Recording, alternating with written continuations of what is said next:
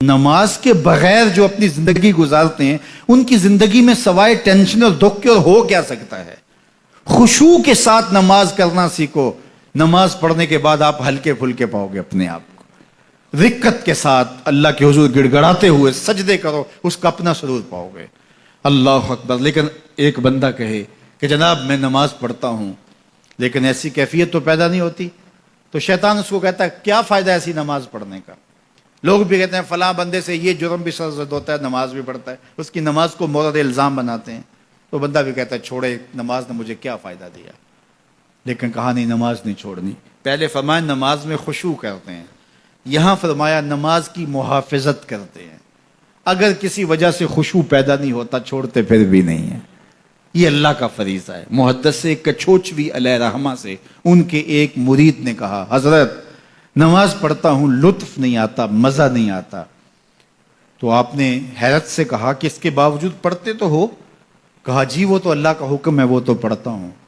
تو محدث کچھوچوی علیہ رحمہ جھومنے لگے, کہا واہ واہ, تم لطف کے بندے نہیں اللہ کے بندے ہو. تمہیں سرور نہیں آتا پھر بھی پڑھتے ہو, اس کا مطلب ہے تم سرور کے لیے, مزے کے لیے, لطف کے لیے نہیں پڑھتے, تم تو اللہ کے لیے پڑھتے ہو. اللہ اکبر. تو بندہ سرور نہیں بھی آ رہا پھر بھی اپنے آپ کو کھینچ کے لا رہا ہے مسجد کے اندر. خیال تنگ کر رہے ہیں پھر بھی مصلی پہ اپنے آپ کو کھڑا کر رہا ہے. سوچیں اس کو آوارہ پتے کی طرح کبھی ادھر پھینکتی ہیں, لیکن پھر بھی وہ کھڑا ہوا ہے کہ میں نماز پوری کر کے جانی ہے. بار بار کبھی بھولتا ہے لیکن پھر دوبارہ نیت مان کے کھڑا ہو جاتا ہے, نہیں میں پوری کر کے جانی ہے. یہ کیوں کرتا ہے؟ میرے اللہ کا حکم ہے. تو خشوع کی وہ کیفیت نہ بھی ہو تو کہا محافظت پھر بھی کرتے ہیں.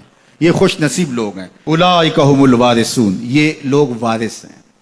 یہ لوگ جن میں یہ خوبی ہیں یہ وارث ہیں. کس چیز کے وارث ہیں؟ مال کے, دولت کے, کوٹھیوں کے, کاروں کے, محلات کے.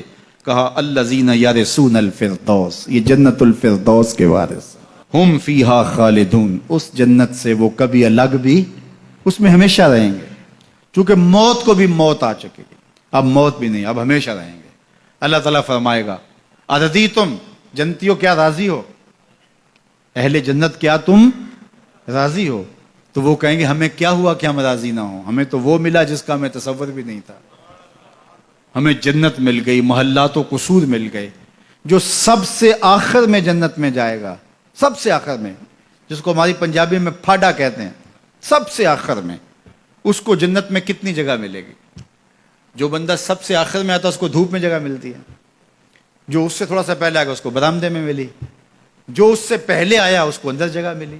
ایسے ہی ہوتا ہے.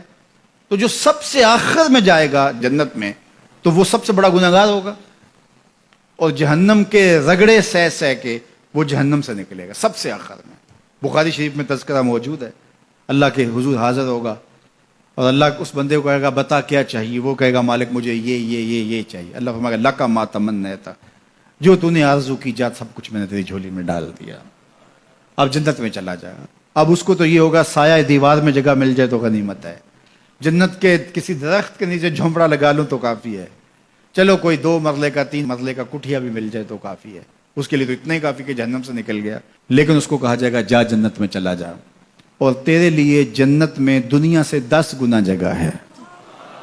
دنیا سے, بخاری کی روایت, 10 گنا جگہ. یہ 7 بر اعظم پہ پھیلا ہوا جہاں, اور اس کو 10 سے ضرب دے, اتنی جگہ اس کی ہے جو سب سے آخر میں جائے گا. جب اللہ یہ فرمائے گا تو وہ کہے گا اتسخر وانت الملک, میرے رب تو مجھے رب ہو کے مذاق کر رہا ہے, مالک ہو کے مجھ سے مذاق کر رہا ہے, بادشاہ ہو کے مجھ سے مذاق کر رہا ہے. اس کو لگے گا ہی نہیں کہ مجھ کو, میں ساری زندگی پاپ کرنے والا لیکن ایمان کا چراغاں تو اندر تھا. اللہ اکبر. آج نکلے گا تو جنت میں سب سے آخر جانے والے شخص کو کتنی جگہ ملے گی؟ دنیا سے 10 گنا جگہ دنیا سے سب سے آخری شخص کو, پھاٹے شخص کو ملے گی. پھر بلال حبشی کی جاگیروں کا عالم کیا ہوگا؟ ابو بکر عمر کی جاگیروں کا عالم کیا ہوگا؟ بابا فرید گنج شکر, داتا گنج بخش علی اجویری, شیخ احمد مجدد الفسانی کی جاگیروں کا عالم کیا ہوگا؟